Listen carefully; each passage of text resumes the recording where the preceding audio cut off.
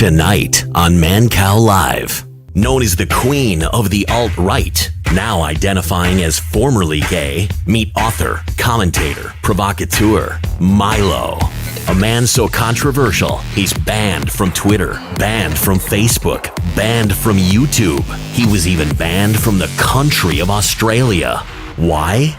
Simply for his words. Mancow brings on Milo Yiannopoulos to discuss and challenge it all by asking the hard questions like, can someone actually be cured from being gay? Is the First Amendment absolute? Does free speech still exist anywhere? Find out. Mancow Monday Night Live starts now.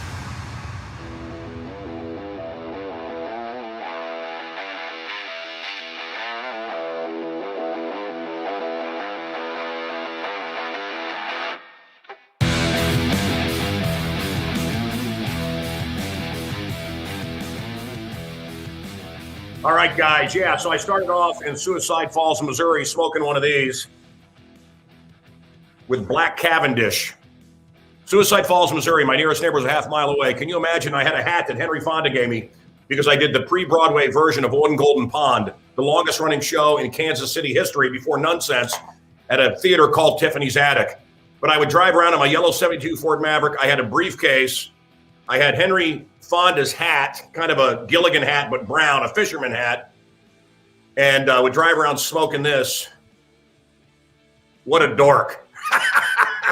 But I've always been unique. I've always done my own thing. I don't know why it's going in and out of focus. I don't care. Oh, wait a minute. I'm not ready for air yet. Just pause for a second. Down, Cujo. Back, Cujo. Back. Okay. All right. Yeah. All right, good. This is the jacket that Paul Michael Glazer gave me from Starsky and Hutch, the greatest cop show of all time. No, wait a minute. The Shield. The Shield is pretty awesome. But I wanted to make a point. My nearest neighbor was a half mile away. My family, I've said it before, honey badgers had better parents. Although my dad was pretty awesome, but my brothers were nasty. They were jealous of everything. They didn't help me. And yet, I believed in one thing. Do not let your surroundings control where you're going. Don't let where you are right now control where you're going to be tomorrow. So anyway, I went for smoking a corn cob pipe to this. Bruh. Still a dork. Still an asshole. Okay? But God, G-O-D. We are live. This is Mancow Monday Night Live. This may be our shortest show ever. And I'll explain why coming up. I had dinner with Cindy Crawford and David Yarrow 2 nights ago. I'm going to be having lunch with them, I believe, at the Hilton Asmus Contemporary Gallery here sometime this week, maybe Wednesday or Thursday. I sat next to Cindy Crawford years ago, Chicago girl. I think a Mancow fan. I'd run into her once at the W. Anyway, very cool. She made me feel very cool. And maybe that's just what Cindy Crawford does. But she told me that pretty much what she likes to do is smoke weed, watch Harold and Kumar, and have great sex with her husband all day. And I said to her, you're better than my dreams.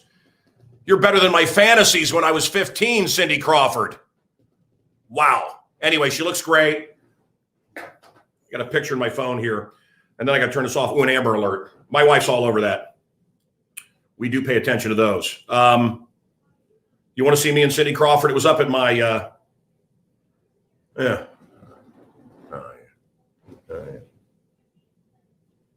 Can you? I don't know. Anyway, it doesn't, who knows? Don't believe me if you don't want to. I got sent this to Muller Manor. It's a Die Hard doll. Die Hard, my favorite movie. There's a long story behind it, but there you go. What am I going to do with this ugly thing? And then from another fan, Ultra 7, I'm into Ultraman, and it's, if you know what it is, it's cool. If not, don't worry about it. Oh, A little something from Shatner he signed. I did speak with him about his space flight. And I said what my father always said, which was Godspeed. My buddy, Bill Shatner, do you know he's nearly 91 years old? And do you know he's going into space with Jeff Bezos? And do you know who's waiting up there? Do you know who's waiting up there for the Shat? Khan! Come on. That's great. Chicken face. Huh? Look at that young twink. And then there's me. First time I met the Shat. We've been brothers ever since. We don't agree on everything, but he's a man. Sleeps about 2 hours a day, drinks single malt scotch, smokes Cuban cigars, and bangs green girls. Anyway, this is the top of Jerry Only's Misfits guitar. And he sent that to me to show here from Muller Manor. This is the Lion's Den. I hope you knew that before you tuned in. This is where the angels and the devils fight, and they're choosing up sides tonight. Me, I'm part man, part monkey, part mystery. And the angels and the devils are playing tug of war with my personality. We're going to bring on Milo. Not yet. I do want to say a little something. Maybe he wants to hear this. Maybe he doesn't. Yeah, bring him on. Let's bring him on. Let's bring him on. Milo, how are you? Hello. How dare you suggest you're going to talk about me without letting me hear it? Well, I want you to hear it. Look, you and I have a lot of mutual fans and friends. I think so. And one very important one I would say is a new friend of yours, Father Caswell from Chicago, St. John Cantius. Yes. I want to tell you, and I'm sure you'll be able to handle this, that my interview with you for WLS, we're going to be honest tonight, was almost completely useless. It was so filthy. And I know you like to get people stirred up. I do too. I think you and I are change agents in the universe. I was on top of a mountain in Hawaii. I know this is going to sound crazy. This guy comes out and he goes, and was this great shaman. And I don't believe any of that bullshit, but this great shaman. And there's a group of people. He goes, you stir things up. I have to be very careful. And I think you're the same way. You can stir things up for good or for evil. We have to be very careful. I have had the ability forever to get people worked up. You have that ability too. So when you went a little X-rated and you're messing with me, it's fine. But it made it unusable. Oh, I'm sorry to hear that. I can't remember what we were talking about because you, like me, do so many of these things all day, every day. I forget what we were talking about now, but I'm sorry if that was the case. No. I think you were a little. You were in great spirits. I think maybe you were a little high or a little drunk, maybe. Sauced. I think you were a little sauced, and I think you were messing with me a little. There was some strong sexual stuff. I see. So that was probably about the period I was, like sort of dogs are the most dangerous when they're on their last legs, I think that was probably around the time I was having some kind of great last shout before I reformed my life. So I'm sorry if you were a casualty of that. Apologize, friend. Thank you. I think. Thank you. Wow. No, but that's folks. That's tough. That's tough. I think there were a lot of interviews I was giving. They sort of reached a crescendo. I think of to the beginning of Marlowe's play, Dr. Faustus. Just before he turns to magic, he is trying desperately to reach the limits of what's possible with science and chemistry and all the rest of it. And the reason he turns to Mephistopheles and begins with magic and sells his soul to the devil is that he reaches the absolute upper limits of what he thinks he can accomplish with conventional science and technology. And he starts to speak in the most sort of extraordinarily, desperately offensive and exaggeratedly obscene ways, just before he crumbles into madness and damnation. So I suppose I'm fortunate that I took the opposite route and did. I was at my most outrageous and terrible just before I ascended into beatitude. But no, no. Hey, I want to say something. Wow. So I got to apologize because I said to Father Caswell, and I said to the crew here, I said, if his, and we'll talk about this, if his conversion is, some kind of double-sided insult or a gimmick or a publicity stunt, I don't want any part of it. We're going to end this thing. I told my guys, I said, we're just going to end it. I can't do it. And wait. And I want to. That's the right decision.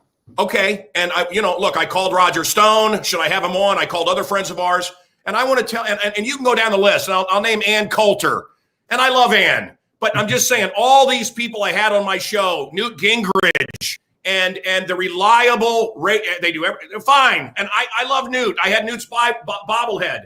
But I wanted to hear different voices than the radical but safe voices.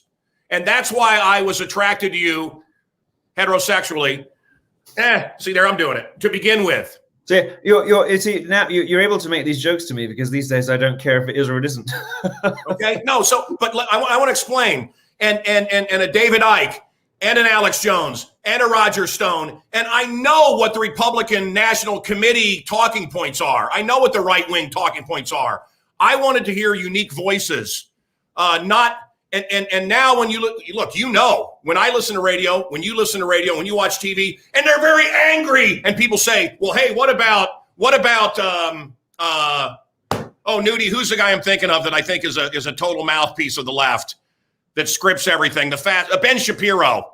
Well, Ben Shapiro, man, he really tells it like it is. Oh yeah, scripted lawyer, sure. Ben Shapiro. Sure. I don't think so. This is my opinion, okay? Thank you. There's a lot of angry people out there, and you listen to them on the radio, and you can't be on the radio if you're really saying anything real. Yes. You cannot be on, or you have the chuckleheads. Everything's funny. What's so freaking funny? We just lost our pipeline to Russia. Afghanistan just went to the Taliban. China has all the microchips. We are being crushed. Now, let's talk about some good stuff. 1,800 flights canceled. 1,800. This is significant. 1,800 Southwest flights canceled because they didn't want to follow the mandates. Papers. I love it. Hold on. I want to say something else. I'm with David Jarrow and Cindy Crawford, and we're raising money for kids with cancer. Kids with cancer. And the doctors were there from Madison, and scientists and nurses, and not one of them had a mask on. I took all of the help out, who happened to be all African-American, and they had to, by mandates, and when I say mandates, I don't know anything about dating men, but they all had to wear the mask. And I took them outside and I smoked them up, and I'm standing outside and, hey, man, Kel, you're cool, man. And we're smoking. And I said, hey, guys, you guys are going to save America because you don't trust the government. You're not one of these white soy boy Trader Joe working femmes that is so angry that we got to jump through every hoop and obey every rule. I'm telling you, the worst I've encountered is the white soy boys. Oh, put your mask on. Put your mask on. Hey, F you. I've been saying for a while, I think America's sole remaining hope is the ungovernability of Black America. The fact that Black America has been so empowered to do, say, and be whatever it wants. But unfortunately, white liberals thought they could turn Black America into white liberals. And what they've actually done is they turn themselves into Black America. Milo, this is the best podcast we've ever done. Right there. No, I want to tell you something, because in the city of Chicago, you're here, you visited here, you've been here recently. Man, they love to divide and conquer, and I've seen it. And this mayor is horrible, and the police chief, they're all African American, and all they do is sow seeds of hatred. I'm telling you, I want my fellow people in the world to know, I got nothing against black people. You got nothing against black people. Black people got nothing against us at this point. Come on, stop the nonsense. And you're We right. know where the fault lines are, don't we? They're going to save us. Where the fault lines are. We know that it's not black against white or even white against Hispanic, heaven forfend. We know what the real fault lines are. The fault lines are between those of us who want to live decent, good, virtuous, and comparatively free lives, and the people who are profiting from human misery. They're doing so from global fora. They're doing so from government. They're doing so from major corporations. The world has been refashioned post-Trump, and it looks very much more like, I'm sorry to say, much more like what Marx envisioned. We have this. If you look at the colossal, jaw-dropping, sickening extent to which tech oligarchs enrich themselves during this pandemic, during this crisis. I mean, America is now a banana republic. It's now a country in which a tiny slice of people at the very, very top own more than everybody else, and and it's getting worse and worse and worse. And the traditional Republican position, the market will correct, market will take care of it, has become utterly untenable. And you have people who are running civilization unelected or stealing elections or whatever it is, with values that are utterly different from those of the rest of us, profiting from human suffering and misery, and even profiting. And I know that you've been drawing close to your faith lately, and I've certainly been charging back towards mine. They're not just profiting from human misery, they're profiting from the damnation of souls. They are profiting from sending people to hell. And it's honestly, I never anticipated things were going to be like this, when in 2016 I was thinking of myself as a free speech champion. And I got to tell you, these values that America is supposedly founded on, I've realized the gap between the way America thinks about itself and the way it really is, and the architecture of power in the world globally. It's so terrifying, it's so evil, it's so satanic and wicked. We're now in my view, in a spiritual battle for our survival. And it's no longer economic, it's no longer political, it's no longer about immigration. It's way, way beyond the question of race. I think we are in a spiritual battle for the survival of our species and each of our individual immortal souls. And we are up against immensely powerful, terrifying enemies who want to pump us full of experimental drugs that they don't take themselves, who want to muzzle us and take away our humanity with these masks that they don't wear themselves. It is the most hypocritical, out of touch elite in the history of human civilization. It is evil, it is wicked, and we have got to, in the next 10 years, because that's all we have. It is the only, we have no more than 10 years to remedy this. We have to find a way to overthrow them, or we're all sunk. We're done. So the fault lines for me are not, black, white, left, right, male, female anymore. It's far more profound and fundamental and spiritual, metaphysical than that now. We're in a battle for the survival of our immortal souls against people who want to snatch them from us. I've heard nothing more chilling, more terrifying, nothing more astonishing, nothing that has haunted me more in my life than reading about AstraZeneca halting its own trials of the COVID vaccine because dozens of people were saying, "You've killed God. I can't feel God." Wow, weird stuff that happened. No. It's funny. I know all about this, but right. I know all about it. You're first person to talk about it, and of course, you know about. Look, I got to stop.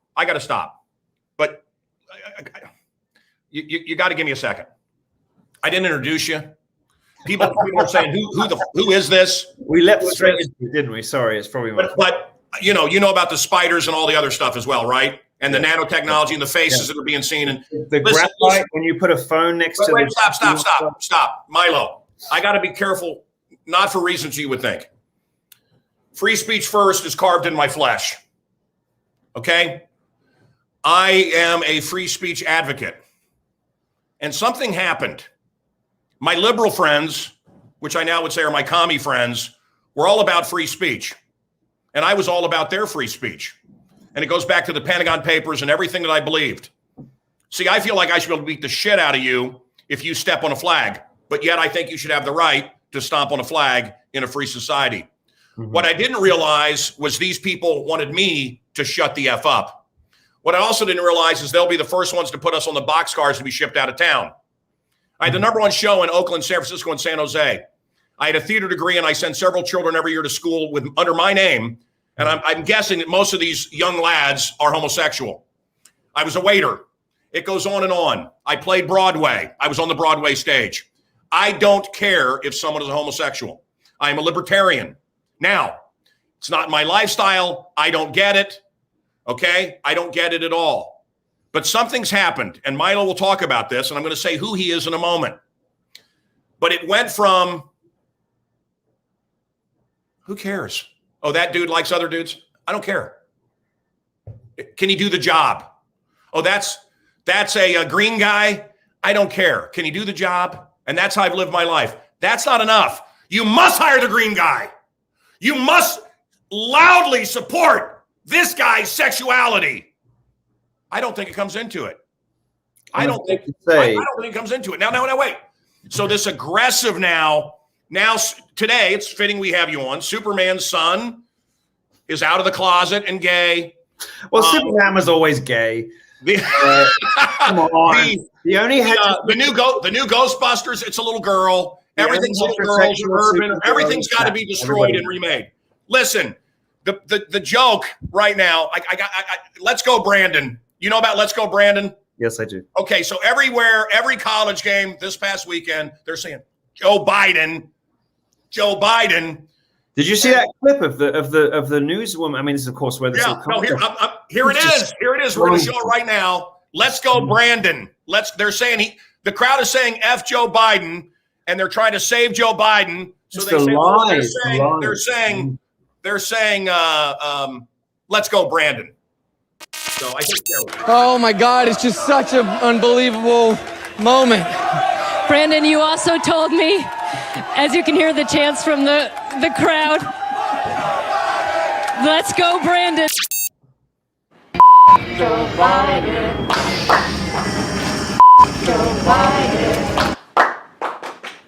What did I hear you say? We were saying, let's go, Brandon. It sounded like Joe Biden. No, we were saying, let's go, Brandon. Move along. Joe Biden.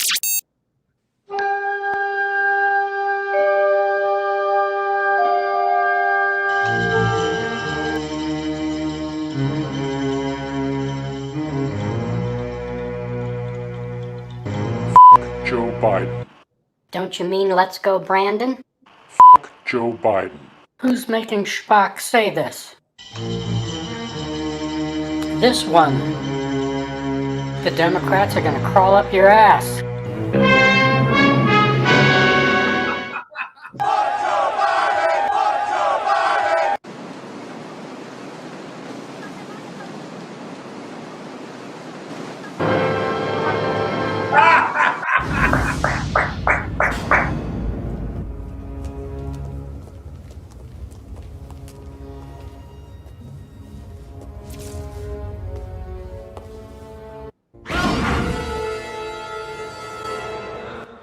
Let's go, Brandon.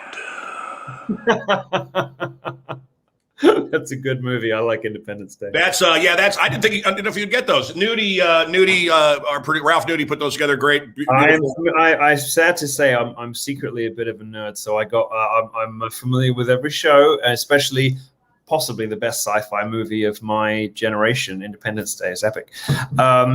Did you ever watch The Prisoner? No, I haven't seen The Prisoner actually. Patrick McGowan. No, I haven't seen that one. Check. Oh, brother. Probably the greatest sci-fi show ever. I'll put it on my list. Really give it an honest check. The greatest sci-fi series of all time, as everybody knows, is Stargate SG-1. It is my friend Mike Schwimmer would agree with you. Huge margin, the best sci-fi series of all time. But I'm okay. Anyway.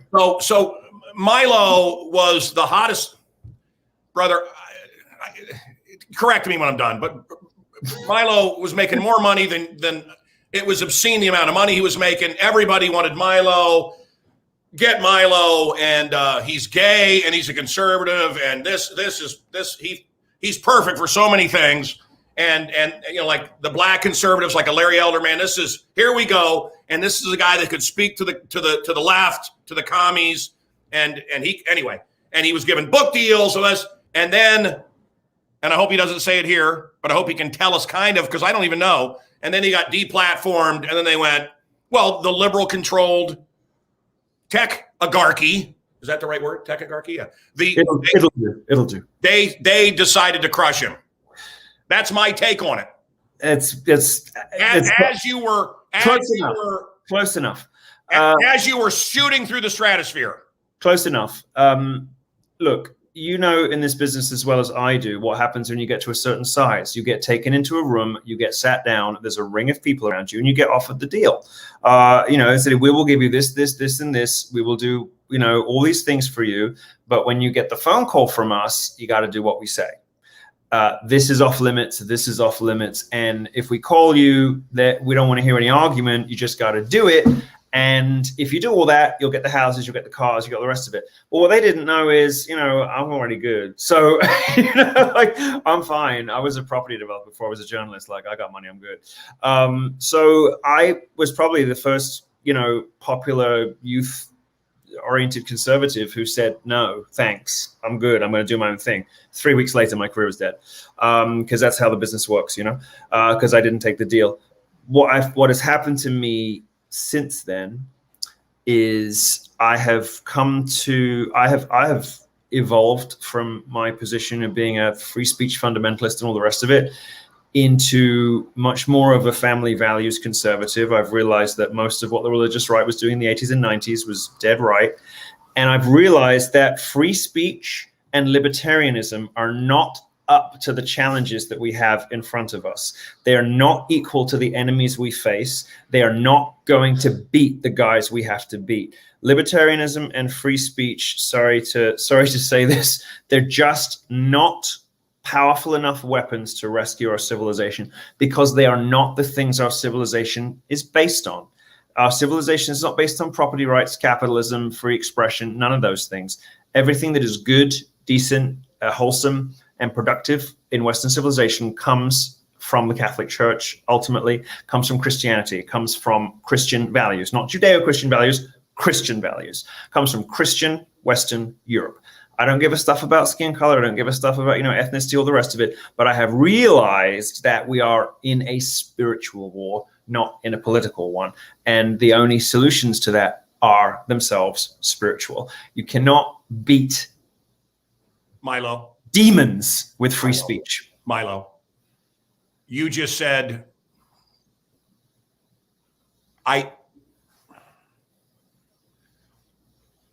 this is kind of I don't even know how to say this, but it's kind of a prick thing of me. I don't think of myself as better than my audience.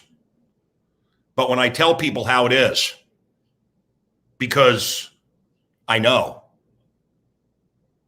and they go, no. Hold on. I want people to get me. How's hi from the Ozarks? Does he like tanned manhood? Please don't cry. I don't know. Folks,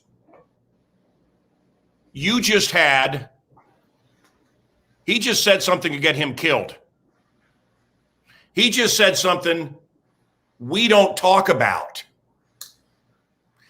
He just said something so huge. Yes, I could. Someone said, are you going to cry? I could.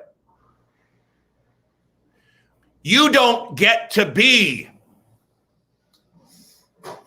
Insert the name. If they don't have video on you doing unspeakable things, if they can't control you. Mm-hmm.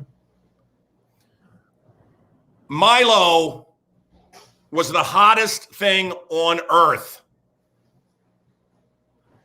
I mean, I remember Mitch Hedberg. What am I saying here? We knew this guy, he's going to be the biggest thing on earth, and he's dead. I've had a few of these in my life. Milo, can you get him? Oh, no. Every single show wants Milo. Milo's the hottest thing on earth, and because he wouldn't obey.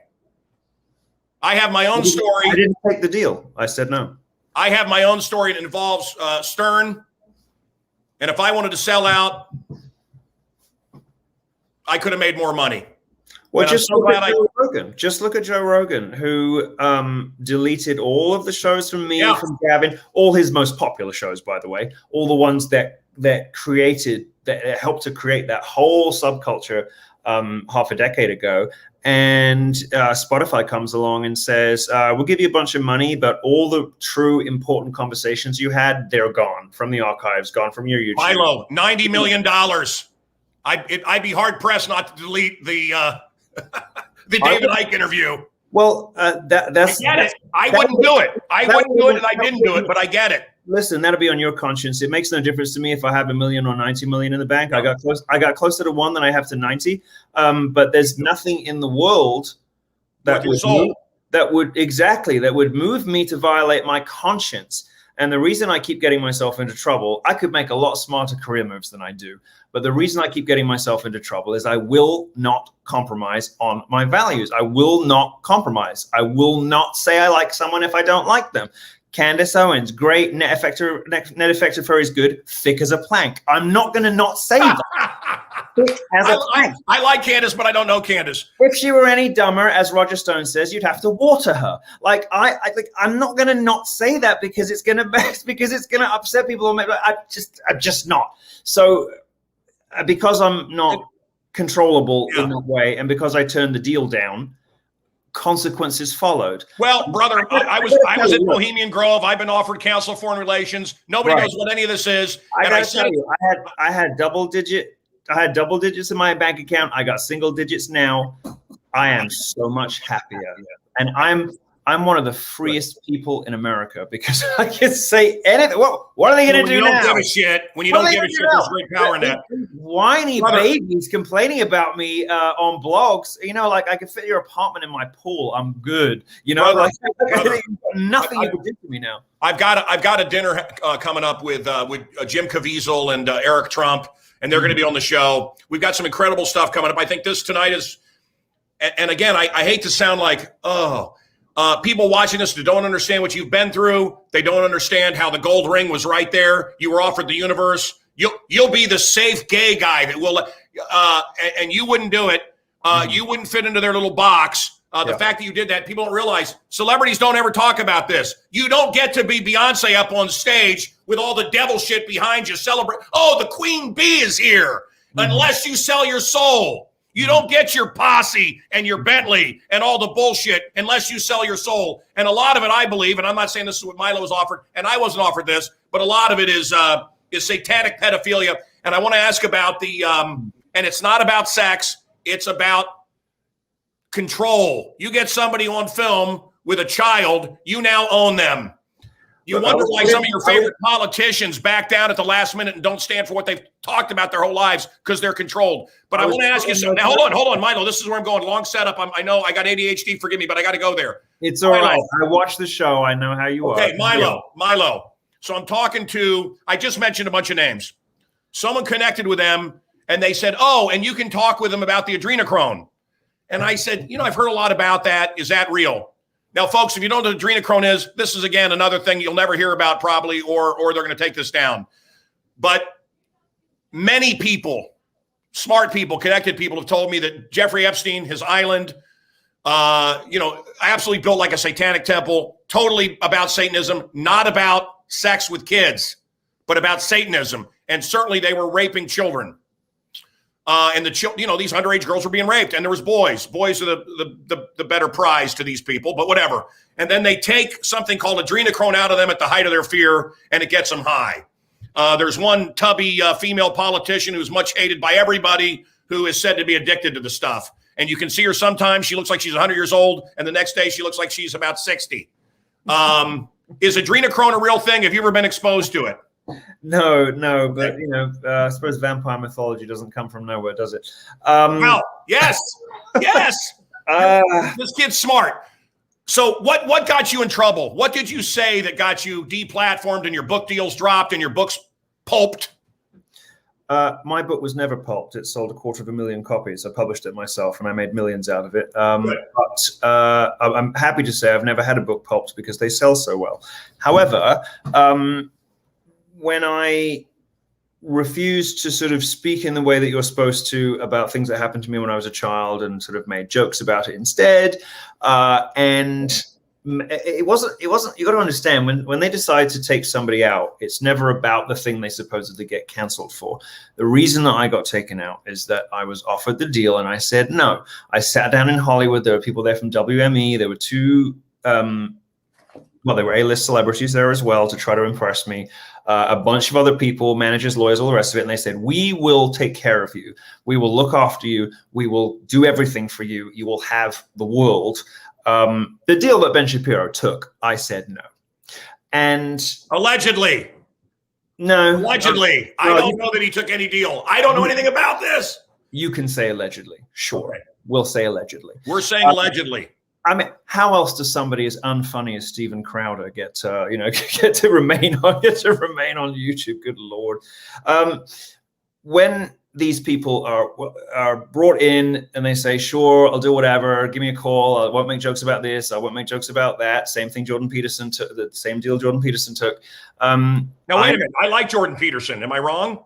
Well, you have bad taste in things. But I've only seen him for 30 seconds here and there. I like his clips. How can you be a fan of somebody you've only seen 30 seconds of? I'm not a fan of people until I've read everything they've ever written. I mean, how would you know?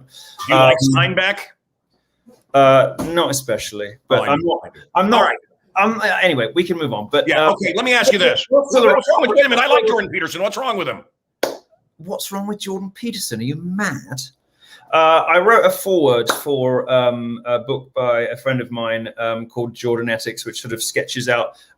My main problem with him is that he is a duplicitous, chameleonic coward who says all the right things right up until the moment where he would be most useful, at which point he throws his allies under the bus.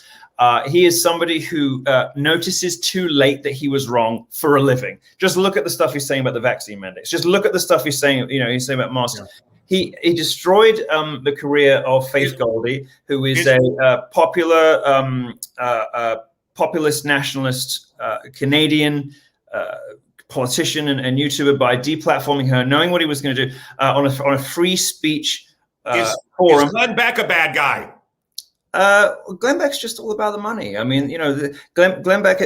Glenn Beck has a. I mean, I can't blame anybody for that. It's America after all. It's not a country, it's a corporation, right? Well, who do you like? Who do you like? I want to know. Well, almost nobody.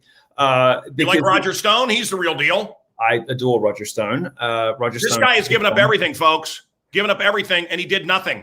Look, I pay no attention to what people say whatsoever. Are you a fan of mine?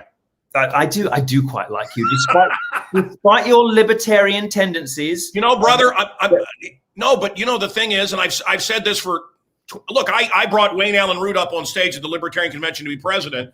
How'd that turn out? But, I've said it about libertarians, and that is I'm a libertarian until I meet one. Well, I've never met one I really liked. It's a good line. It's a good line, but it's much more profound than that. And as I said earlier, we have seen and we now know that libertarianism and free speech are wholly unsuited and inadequate to the task of saving America. It's just not enough. It's not good enough.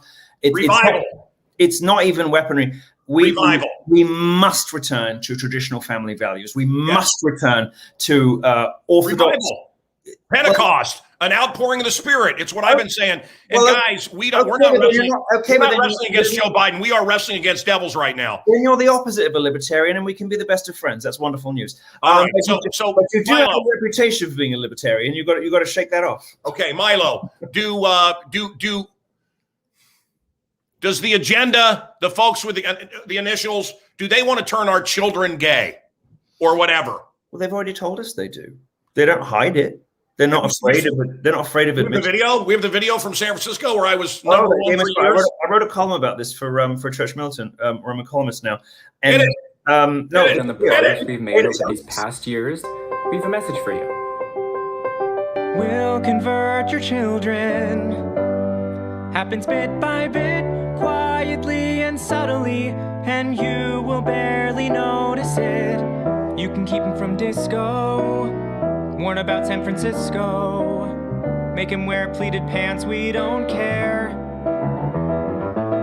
We'll convert your children. We'll make them tolerant. The gay agenda is here, but you don't have to worry. So is that a joke or is it real? You know, they tried to play it off as a joke afterwards, but the thing that haunts me, and it really does haunt me, the dead look behind the eyes of that lead singer. Yeah. He's not kidding.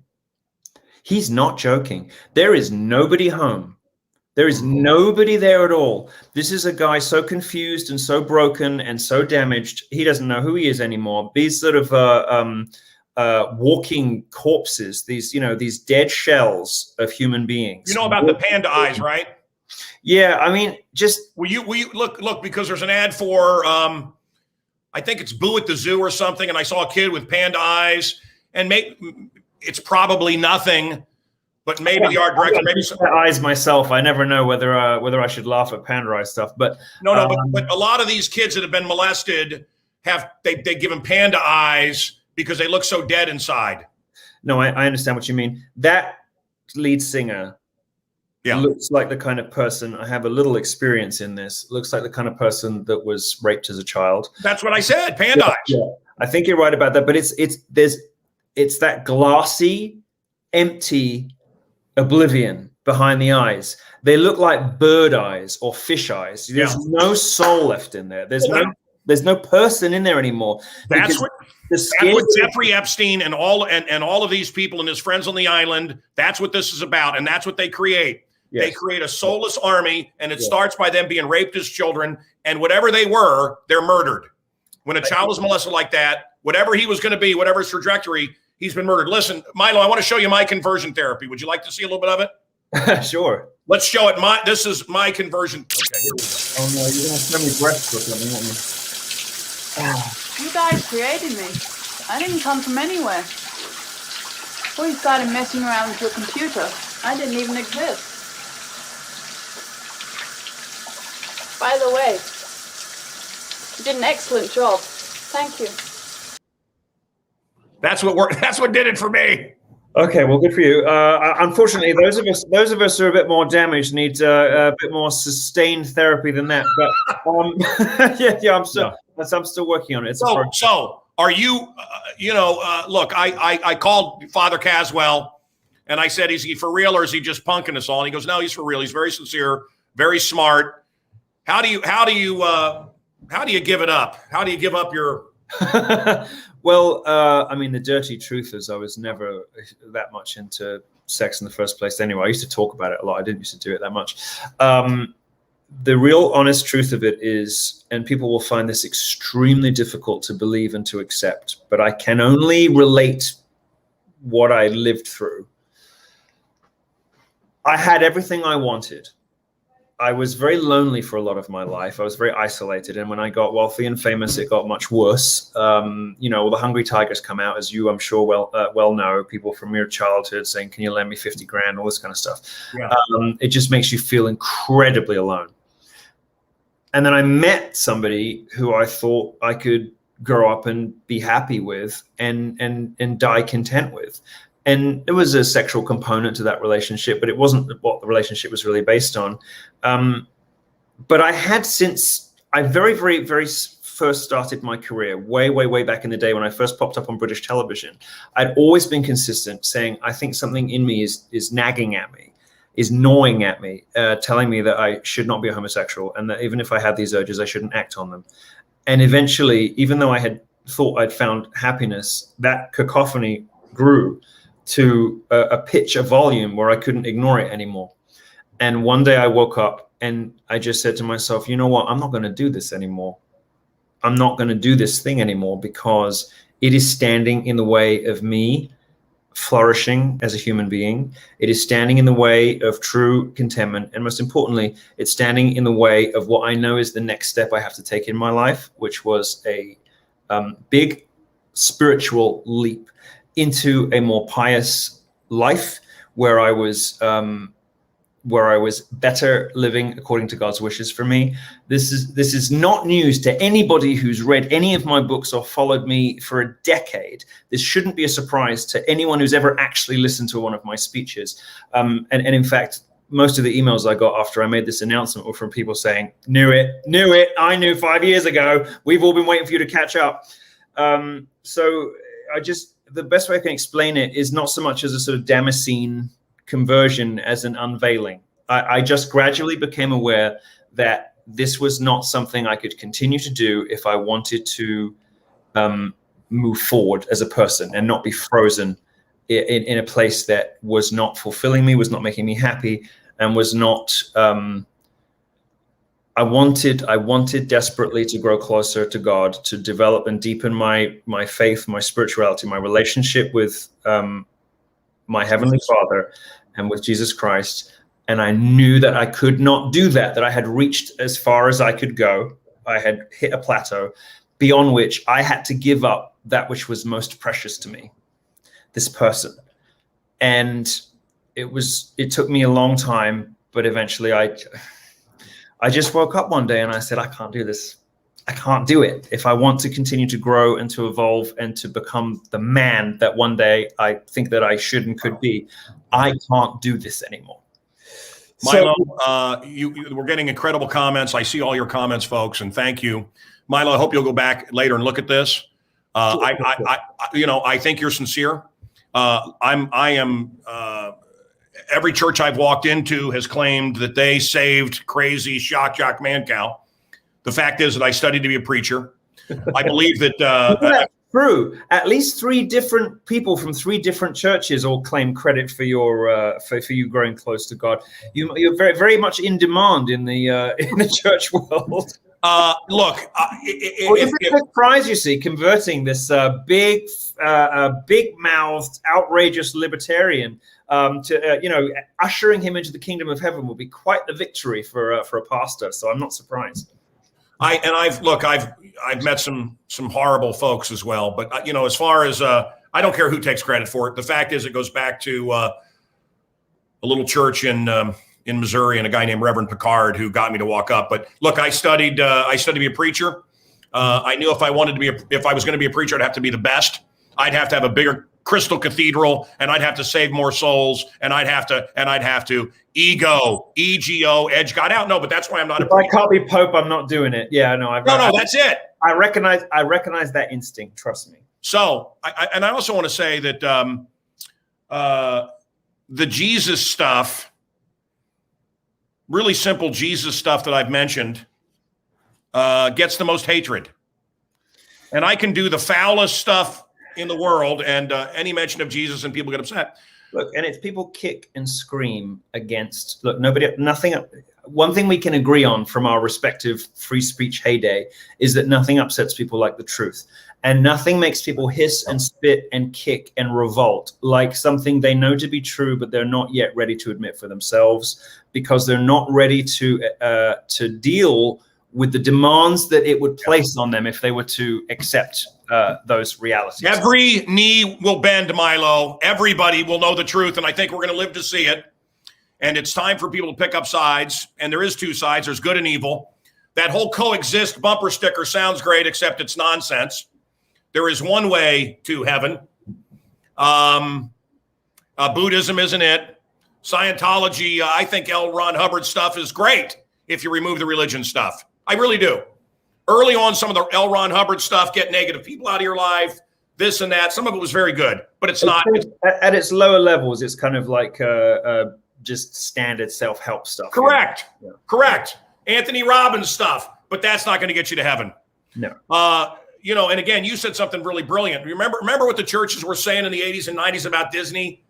Boy, they were right. They were right. They were right. Wow. I have realized the only thing that maybe that they overplayed their hands on, that overstepped on, is I think they went over the top with Marilyn Manson, personally, and a lot of my Catholic brothers and sisters would disagree with me on that one, but I think they went over the top with Marilyn Manson, and I think they've continued to go over the top with video games. There's no evidence that video games produce the kind of behavior that a lot of people who screech on the conservative right and the Christian right claim that they do.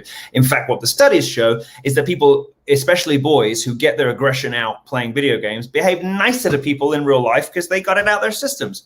Obviously.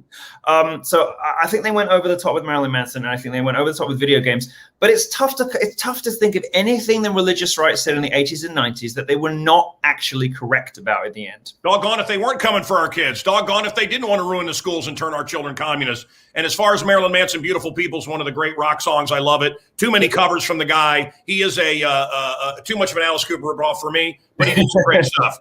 Yeah. Thanks to Trent Reznor. And as far as what else did you mention that I wanted to mention? It doesn't matter. But yeah, I mean, if anyone will let their kids watch Nickelodeon or Disney at this point, well, you're just bad parents. And who can say now with a straight face that gay marriage wasn't a slippery slope? Oh, wait. Who can now say that gay marriage wasn't a slippery slope? You mentioned video games. And as we talk, as I went on TV around the world to talk about Squid Games, I'm a bit of an expert on Southern Korea, South Korea movies, which are some of the best. Hong Kong actually put out some of the best movies. And, it's some Netflix show, right? Yeah. So I go to Asia 4 times a year. At least I did before. Where are your papers? And it's very violent, way more violent than us. And they have no violence in their society, zero violence, unlike Chicago. So there you go. So is it a certain group that's more violent, or what's going on? I don't know. I don't care. Milo, I just think when I want to wrap it up. And I know I'm going to be furious at myself because we should have talked more about the Star Chamber and the room and the celebrities we're telling you to change. I'd like to hear more about who you like and don't like. I find it fascinating. You have to understand that, like most people probably have judged me and you, they see little snippets on the internet. They don't know us. I had a New York Times best-selling book out. Most people didn't read it, although it did great. Your books have done well, but most people don't read them. Most people don't get you know that 99% of the books purchased, most people don't get through the first chapter. They buy a book and then they don't read it. I have a slightly more literate audience than some of my friends, particularly because my fan base skews older and female, and they do tend to read the books they buy. But in general, of course, you're absolutely right. And I'd made a decision very early on in my career that I was not going to pander to the lowest common denominator. I was going to take the consequences that come with that. If people are going to take snippets from this and quotes out of context, that's fine. And if that means I can't have a show on network television, probably can't anyway because of my politics, that's fine. I just absolutely steadfastly refuse to play to the lowest common denominator. I refuse to dumb myself down for the people who will deliberately and disingenuously take me out of context, no matter what I say, whether I say it for idiots or whether I say it for college professors. It doesn't matter. They're going to do it anyway. So I absolutely refuse to artificially shave 40 IQ points off myself just to stay alive for an extra 6 months. I won't do it. So, I don't care if people just share clips or just share headlines or don't read the books or whatever. I don't care about you. If you're not interested in bettering yourself and engaging properly with the material, I don't care. That's on you and on your immortal soul. And, you'll have to account for that later. I just don't care anymore. How many of these, how many of who we see on TV are satanic pedophiles? Oh, I don't know, like 98%. Everyone except Chris Pratt, I guess. I mean, who knows? Well, that's something. Chris Pratt was in every movie, right? And then he comes out as Christian. No Chris Pratt anymore. I think they're still letting him do Jurassic Park, but that's because it makes $1 billion per feature. So they can't really say no. Anyone else that we should be aware of that's an internet sensation that is... Honestly, bitter experience has taught me to hate everybody because it's difficult, as you yourself said. Bill Maher, a good guy? I mean, he's the best of the bad bunch, but that still makes him bad. Right. He's the tallest midget. Yeah. So as people, I don't know if we get applause for that. As people were predicting you as straight, I'm going to make a prediction, and we'll end here. But I'm on the Bill Maher show. Mm-hmm. I've mentioned some of the names. Mm-hmm. It's an all-star panel and me. Hmm. And I had talked in the green room, and I think we'd even prayed together. There was a couple of high-level Christians. One ended up being in the Trump cabinet. And he said, Bill Maher, Jesus was gay. He only wanted to hang out with Men, he blah, blah, blah. No. And he makes a case. It's not even a good joke. I mean, no, hold on. And he goes to these high-ranking Republicans, talking heads, Fox News Channel favorites, and they go, oh, Bill. And the next one, oh, Bill. Yeah.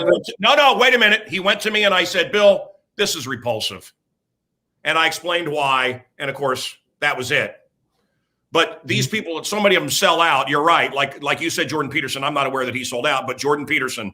I'll send you some stuff. Mel Gibson did come out against Hollywood pedophilia. He's also talked about the adrenochrome. He should have been on my list. Chris Pratt and Mel Gibson. They're both all right by me. Well, I think Jim Caviezel's a good guy. He's probably fine. Yeah, Bruce Willis. I was in a movie with him called Death Wish. He's often an unsavory character to be around. But I think morally he's the right way. And I'm prepared to accept that too. Yeah, sure. Yeah, and I'll tell you who's a heartbreaker. I mean, there's two heartbreakers for me. And I'm not kidding you. I'd like to beat the shit out of Robert De Niro. I can't stand him, and I actually think I can do it. Yeah, but you made the two lips that are this big, and Schwarzenegger, screw your freedom. Hey, screw you, Arnold. You made this mistake buying into their characters.